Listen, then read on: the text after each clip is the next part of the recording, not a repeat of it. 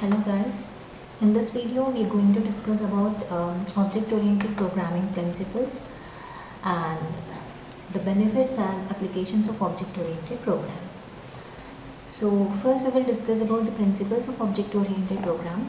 As we discussed in the previous video, we have seen that object-oriented programming, everything will be in the form of objects and classes. So those are the first two principles I am listing here. So based on these two principles, we have four more important principles: abstraction, encapsulation, inheritance and polymorphism.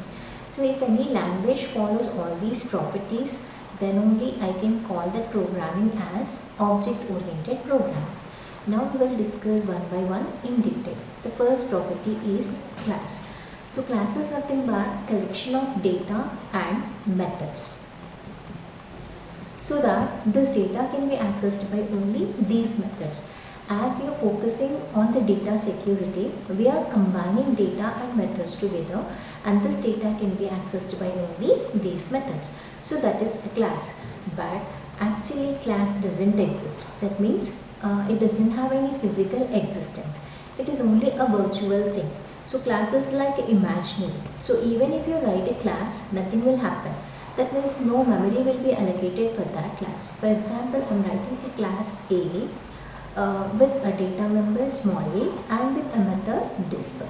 So now this class is collection of data and method, but now if I simply write a class, nothing will happen. That means it doesn't have any memory existence, it doesn't have any physical existence. Now I want to create a physical existence for a class, or I want to create a reference for a class, then you need to go with the object. For example, if we take any real world example for class and object, so we can take fruit and mango. So actually fruit, no fruit is available in this world, but fruit is available in different forms like apple, mango, banana, grapes, like it is available in different forms, but no fruit is available, right? So with the name fruit, we don't have anything. That means it doesn't have any physical existence, but it is available in different forms which you are calling as objects. Now if I take fruit as a class, mango may be one object, orange may be one object, apple is also one object. So that means the fruit is available in different forms which you are calling as objects. So objects has physical existence, it has memory. So if you want to provide a physical existence for your class, then you need to create object. Right. So syntactically we will write a class and object. So class A with a data member small a and a member method, display. Now as we know, we don't have any memory existence for this. Now I need to create an object for this class A. So class A, I am creating an object OB. For this class I am creating an object. So if I simply write AOB, nothing will happen. I need to allocate memory for this. The memory for an object will be allocated using an operator called new and followed by the class name. So this is the syntax to create an object. So here OB is an object.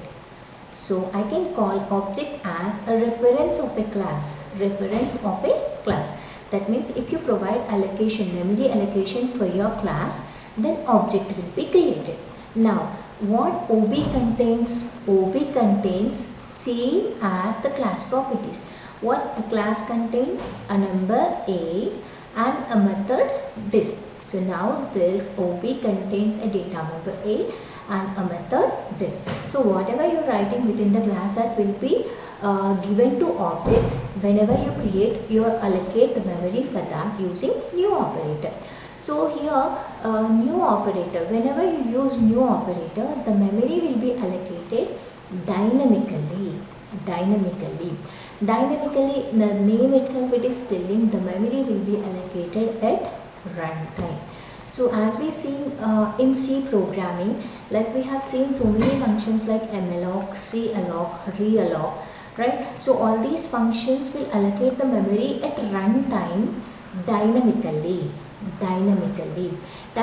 in the sense they don't have any fixed size. For example, if I write int a, okay, a is of integer type, so a needs 4 bytes of memory. So that means a size is fixed. But now if I don't know the size of any object or any data, then you can go with the dynamic memory allocation. Here also same thing, right? Whenever you create an object, I don't know what actually the object contains. So whatever you're writing within the class, that will be given to object. So that we don't know at the time of compile time. So that's why we need to allocate the memory using new operator at runtime dynamically. So this way you're using new operator. So this is about class and object. So the difference between class and object is class doesn't have any physical existence, whereas object has physical existence. And now coming to next property, that is abstraction, data abstraction. So abstraction means showing only the essential features and hiding the behavioral features. Like for example, if we prepare any project or if we do any project, so you will exhibit that project in the science fair, but you don't reveal the principle or the formula you used for that project. That means you will show only the essential features and you will hide the behavioral features. Even if you show the principle or the phenomena which you have used for that project, what happens, some other person may use that. That means that is your idea, so you don't want to share with anyone. That's why what you're doing, you following abstraction. Abstraction means showing only the essential features. So I'm showing only my project, external project, how it is working, but I'm not showing the internal code. For example, we can take one more example. Whenever you learn car driving, so the driver or the person will show how to drive the car. That means how you need to operate the external parts of the car, like steering or clutch, everything, how you need to maintain all those external parts. But he doesn't teach you how the engine works, how you need to set the engine whenever the car stops. So like that he doesn't teach all those things. That means he will teach only the essential things, but he will hide the behavioral things. Behavioral in the sense how it works actually. So that he will not reveal. So that is nothing but abstraction. So what is the use of abstraction? Obviously it's sort of security. If you are not sharing your code, if you are not sharing your principle with anyone, in the sense that is nothing but a sort of security. So here you can achieve abstraction in Java using two ways, that is procedural abstraction and data abstraction. That means you can provide security for your procedure, or you can also provide security for your data also. This can be achieved, this abstraction can be achieved in Java using access specifiers. So later in the future topics or future videos, we will discuss what is meant by access specifiers. But here I'll discuss what are the different access specifiers we have. So public, private, protected and default. So we have four access specifiers in Java: public, private, protected and default. Sometimes we may want to share our data, or we may want to share our principal. In that case, you can declare your data or method as public. That means if you are declaring your data as method as public, so anyone can access, any user. Even he may be your friend, faculty or any unknown person also. Public means anyone can access.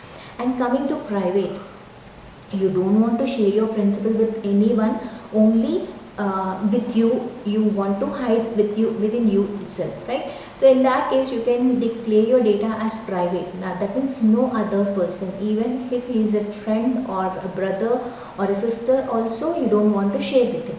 Then in that case, you can declare your data or method as private. The next one, protected. So generally the protected is used for child class.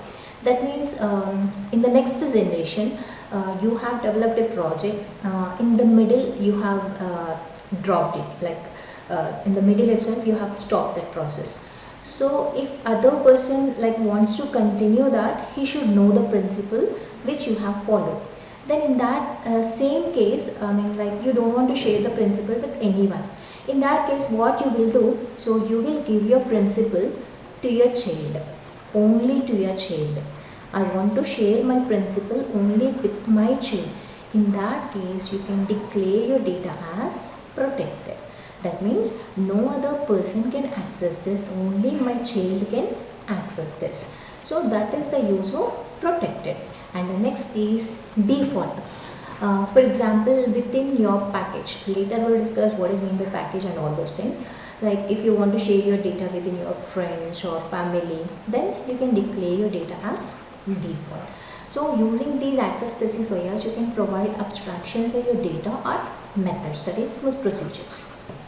So that is about abstraction, and the main use of abstraction is security. So next is encapsulation. Encapsulation means wrapping up of data and methods. That means combining data and methods into a single unit. So where you are combining data and methods together. So we have already discussed, we are combining these two things within a class. So class is an example for encapsulation. But what is the main aim of combining these two things? This data can be accessed by only these methods. So no other outside methods or no other outside classes can access this data. That means you're providing security for your data. So this is the main usage of encapsulation, wrapping data and methods together so that that data can be accessed by only those methods.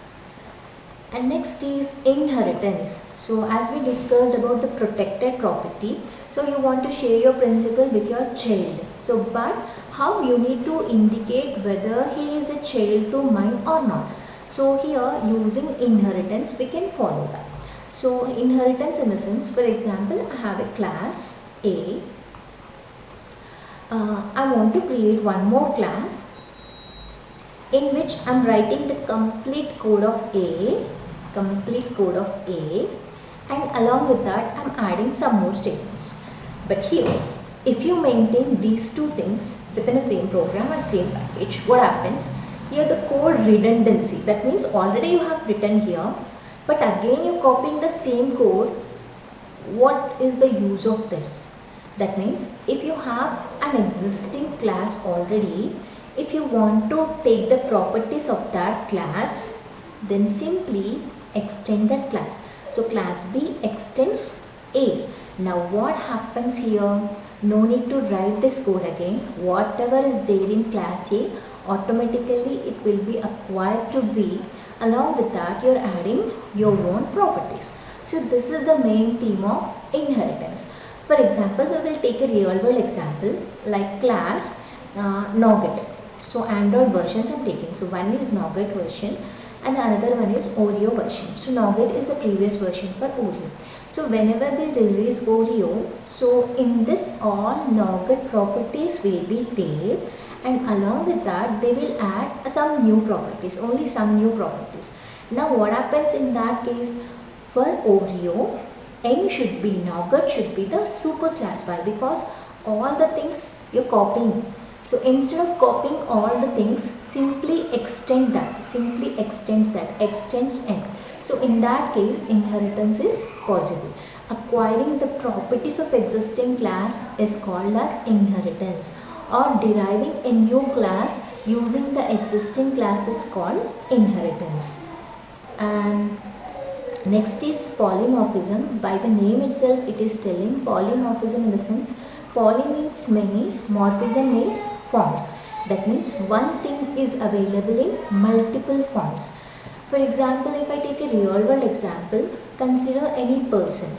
So the person may act as a father, he may act as an employee, and he may act as a husband. That means we have only one person is available in different forms. He is having different duties, right? The same way here also we can follow that principle in the programming, and that you're calling as polymorphism. The best example for this is, for example, I want to perform addition of two integers and addition of two double values and addition of two string values. So generally what I will do, as I cannot use the same name for multiple functions, I will use like this: add 1, add 2, add 3. So add 1 indicates addition of integers, add 2 indicates addition of doubles, add 3 indicates addition of strings. But now in all the cases, if you're performing addition, what is the need of using different names here? Why cannot I use a same name for all these functions? So that you can achieve using polymorphism in Java. Yes, it is possible. Why? Because in all the cases the functionality is addition only. Then use the same name, add.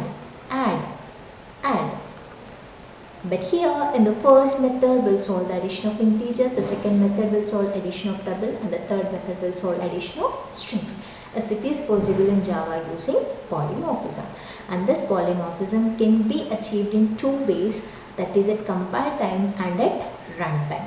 So at compile time you can achieve this using overloading, and runtime you can achieve it using overriding.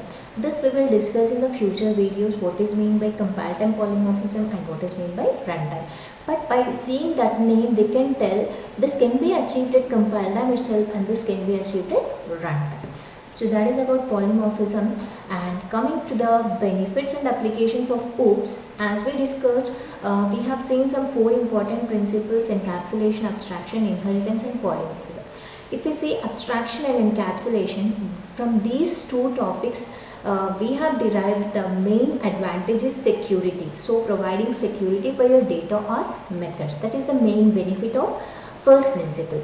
And next is inheritance. The main use of inheritance is reusability. That means if the code is existing, you're not rewriting that, simply you're reusing that. So the main use is reusability. And at the same time it is reliable also. Why? Because already the code has written, the code has used by some other person, that means it is very reliable, it doesn't contain any errors, so it is very reliable. So the main usage of inheritance is reliability and reusability. And the next is polymorphism. So in polymorphism we are using same name for different methods. So what is the need or what is the use of using same name for different methods? So here if I use same name, all the methods will be saved in a single location, a single memory. That means the memory can be used efficiently.